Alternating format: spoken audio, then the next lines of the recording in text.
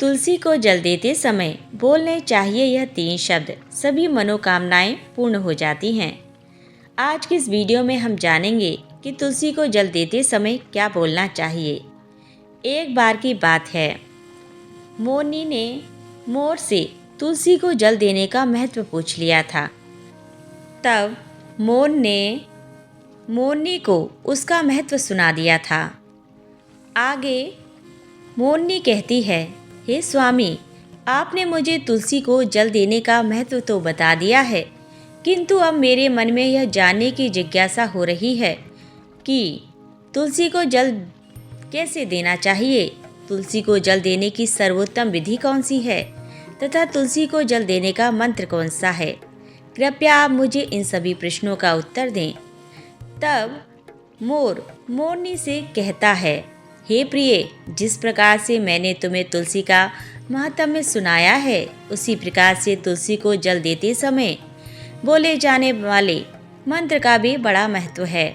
यह मंत्र केवल 3 शब्दों का है, किंतु इसका प्रभाव बहुत कल्याणकारी है।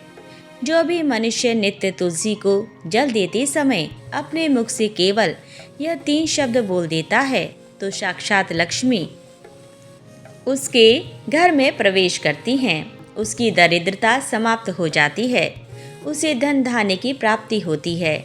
वह मंत्र बताने से पूर्व मैं तुमको तुलसी के इस मंत्र का महात्म्य सुनाता हूँ। इस महात्म्य को सुन लेने मात्र से ही मनुष्य के समस्त पाप नष्ट हो जाते हैं। उसे 100 वर्षों तक तुलसी को जल देने का पुण्य प्राप्त हो जाता है।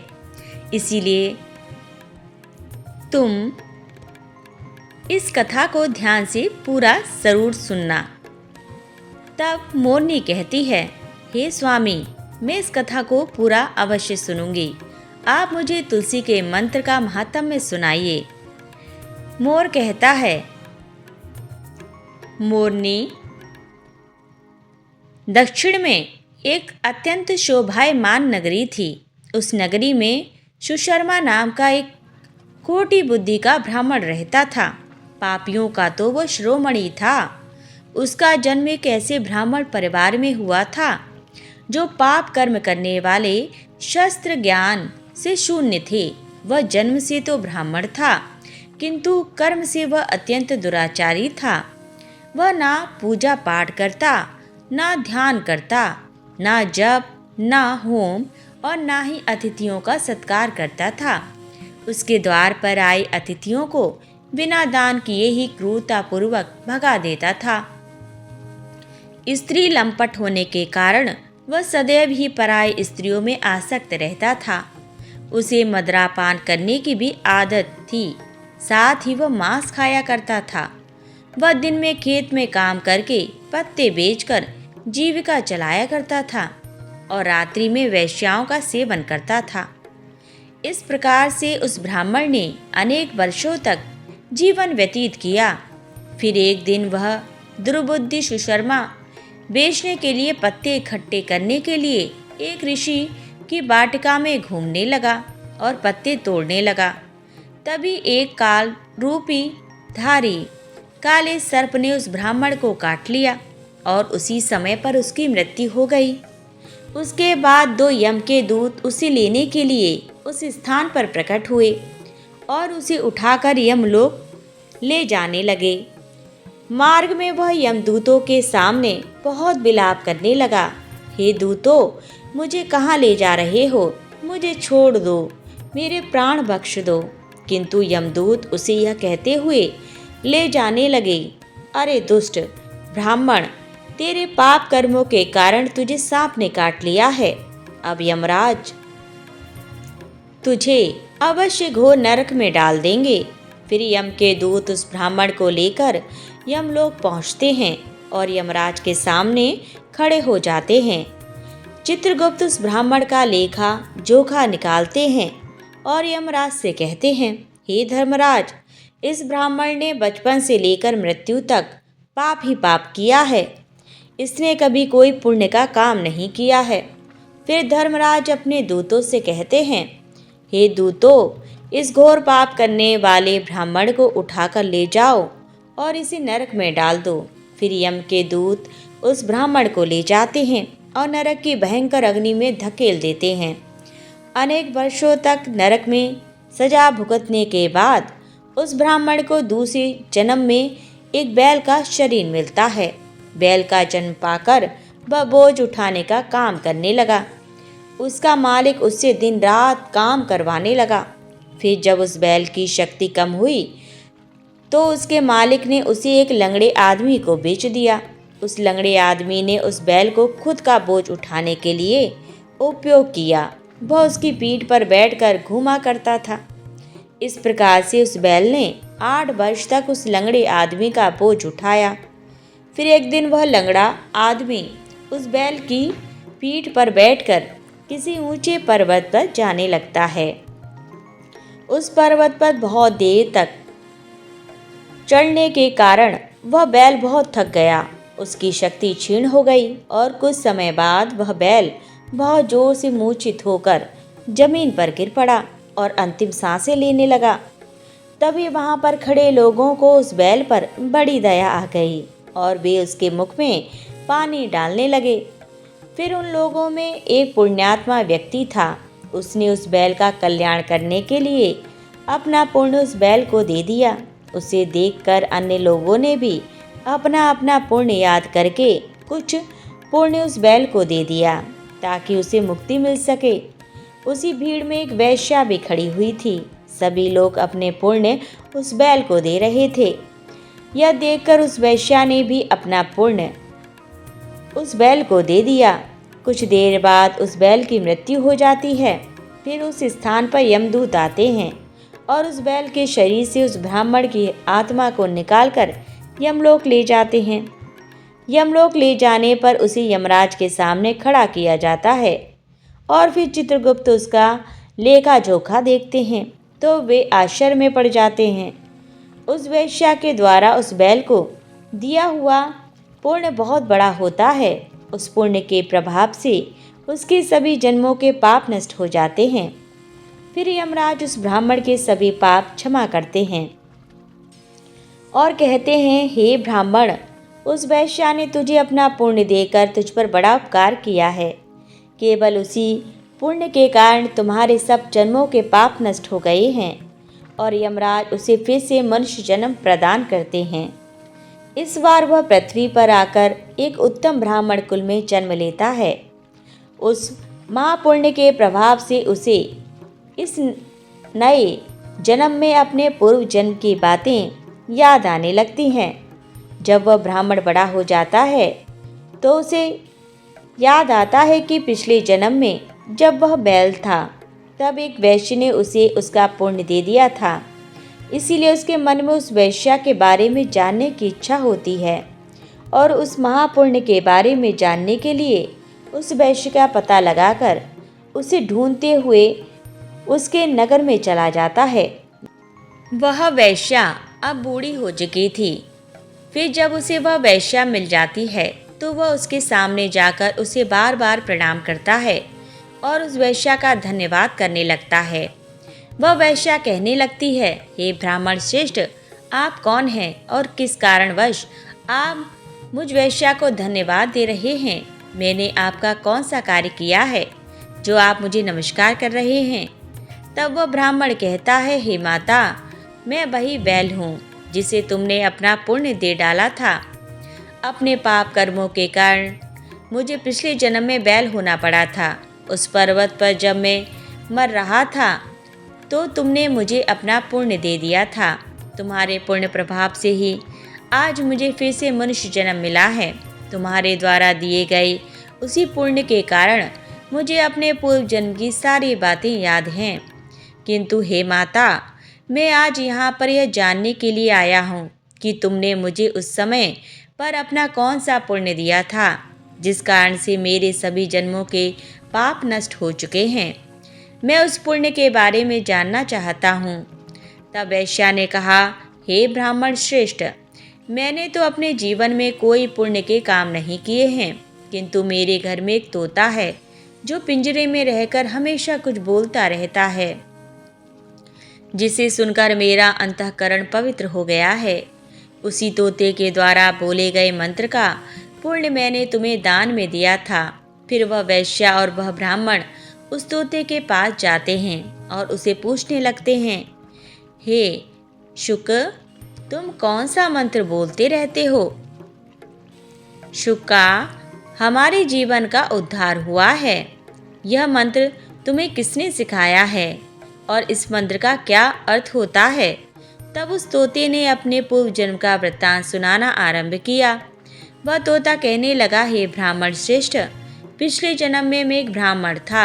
मैं अपने ज्ञान के अहंकार में अंधा हो चुका था।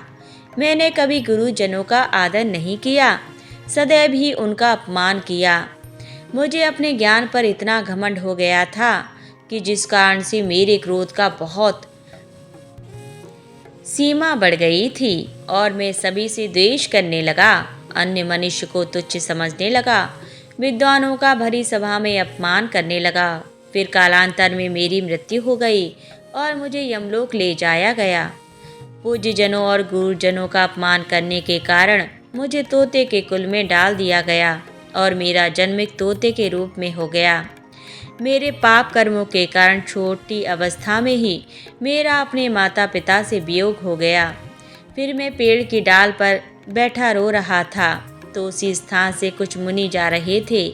उन्होंने मेरी दयनीय पुकार सुनी और मुझे लेकर अपने आश्रम में चले गए। वहाँ उस आश्रम पर उन्होंने मुझे एक सुंदर पिंजरे में रखा और मेरी अच्छी तरह से ख्याल रखा। वे मुझे नित्य भोजन दिया करते थे और पढ़ाते थे। उस स्थान पर वे ऋषि मुनि, उनकी स्त्रियां और बालक सभी नित्य तुलसी के पौधे को जल देते थे और उसके सामने एक मंत्र का जाप करते थे। उन्हीं के मुख से बार बार उस मंत्र को सुनकर मैंने उसे रट लिया और तभी से मैं उस मंत्र को जान गया हूँ और वही मंत्र मैं दिन रात बोलता हूँ। उस मंत्र के प्रभाव से मेरी कभी मृत्यु नहीं हुई और मेरी आयु 100 वर्ष की हो गई और मैं इतने वर्षों तक जीवित रहा। इसी बीच एक रात को एक चोर उस स्थान पर आ गया और उसने मुझे वहाँ से चुरा लिया और फिर इस वैश्या ने मुझे उस चोर से खरीद लिया। इस वैश्या के घर पर आने के बाद भी मैं उस मंत्र को बोलता रहता था, जिसे सुनकर इस वैश्या का मन भी पवित्र हो गया और इसने वैश्या का काम छोड़कर भगवान विष्णु की भक्ति करने लगे। उसी मंत्र के प्रभाव से मेरे पूर्व जन्मों के सभी पाप नष्ट हो गए और उसी मंत्र के प्रभाव से इस वैश्या का भी अंतःकरण पवित्र हो गया। हे ब्राह्मण देवता, उसी मंत्र के पुण्य से आप भी पाप मुक्त हो गए हैं। इस प्रकार से तोते ने उस ब्राह्मण को और उस वैश्या को सारा वृत्तांत सुना दिया, जिसे सुनकर वह ब्राह्मण और वैश्या दोनों ही अत्यंत प्रसन्न हुए और फिर वे दोनों ही नित्य तुलसी को जल देकर उस मंत्र का जाप करने लगे। फिर वह तोता, वैश्या और वह ब्राह्मण तीनों उस मंत्र के प्रभाव से दिव्य विमानों में बैठकर विष्णु लोक को चले गए। मोर मोरनी से कहता है कि देखा तुमने, केवल तुलसी के इस मंत्र के प्रभाव से उस तोते का, उस वैश्या के और उस ब्राह्मण के सभी पाप नष्ट हो गए हैं। इसीलिए प्रत्येक मनुष्य को रोज तुलसी को जल देते समय इस एक मंत्र का उच्चारण अवश्य करना चाहिए। हे मोरनी, वह मंत्र इस प्रकार है, इसे तुम ध्यान से सुनो। ओम वृंदावन स्वाहा, ओम वृंदावन स्वाहा। मोर कहता है कि जो भी स्त्री नित्य तुलसी के समक्ष इस मंत्र का उच्चारण करेगी वह सौभाग्यशाली बनेगी। जो भी पुरुष तुलसी के सामने इस मंत्र का उच्चारण करेगा उसे अक्षय धन की प्राप्ति होगी। जिस घर के सामने नित्य तुलसी की पूजा की जाएगी उस घर में साक्षात लक्ष्मी का वास होगा। तुलसी का यह मंत्र राज कल्पतरु है। यह समस्त फलों को प्रदान करने वाला है। अतः जो भी तुलसी के सामने इस मंत्र का उच्चारण करेगा उसे संपूर्ण सिद्धियां प्राप्त होंगी। स्त्रियों को सदैव ही स्नान करके अपने बाल बांधकर मांग में सिंदूर भरकर नित्य तुलसी को जल देना चाहिए और इस मंत्र का उच्चारण करना चाहिए। रोज तुलसी के पौधे की परिक्रमा करनी चाहिए, इससे सभी दोष नष्ट हो जाएं। नित्य शाम के समय तुलसी के पास दीपक जलाना चाहिए और तुलसी के पास बैठकर भगवान विष्णु की आराधना करनी चाहिए। तुलसी के पास दीपक जलाने से मनुष्य को धन धान्य की प्राप्ति होती है।